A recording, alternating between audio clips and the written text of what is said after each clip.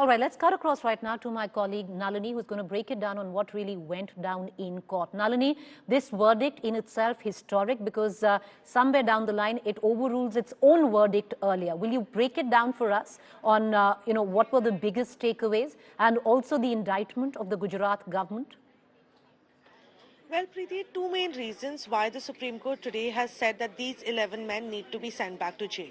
Number one, it says that the Gujarat government was not the appropriate government to decide as to whether or not these 11 convicts should be released in the first place. Why did they say that? They said that because when this case was going on, the trial in this entire matter was transferred out of Gujarat to Maharashtra to ensure that there is no undue influence on the case. In fact, the Supreme Court's gone ahead and said in its judgment that the reason why the trial was transferred out of Gujarat to Maharashtra was for this very reason, because they suspected that the Gujarat government might try to act in tandem with the convicts to ensure that the judgment only doesn't come in the first place.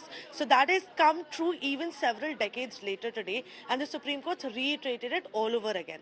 Number two reason why the Supreme Court has asked for these 11 men to be sent back to jail is because they've said that the May 22 order that had specifically asked the Gujarat government to consider whether or not remission can be granted was illegal in itself, mainly because the convict would approach the Supreme Court, in which case the order was pronounced, had come with unclean hands, he had suppressed some material facts, he had also misled the court on several counts, including not disclosing to the courts that the CBI, the trial court judge, all had given a negative response on whether or not these men should in fact be released. So for these two main reasons, the Supreme Court has asked these men to be sent back to jail. But some very important criticism coming in for the Gujarat government in this case, because the Supreme Court's gone ahead and said that the Gujarat government acted in tandem and was complicit with the convicts in this case to play fraud upon the court. The Gujarat government should have challenged the May 22 order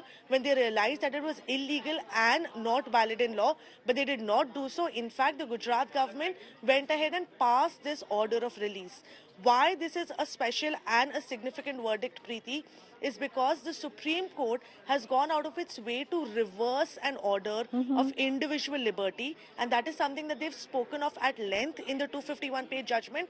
They've said that liberty is a fundamental right of every individual, but when the order that granted these 11 men liberty was illegal in itself, the liberty cannot be upheld, and which is why the liberty is being reversed, and all of these men now have 2 weeks to surrender and go back to jail once again before they can approach the Maharashtra government requesting for remission.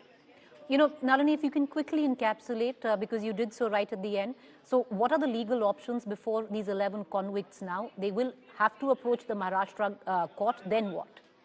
Well, there are two main legal options available to them right now. Number one, they either file a review petition challenging this verdict, but that's a very, very bleak ground for them to try and get any relief, because review petitions are allowed on very slim grounds. They have to prove that there is some error apparent on the face of record in the Supreme Court judgment, or there is some new information that has come to light or new evidence that has come to light on the basis of which they deserve remission.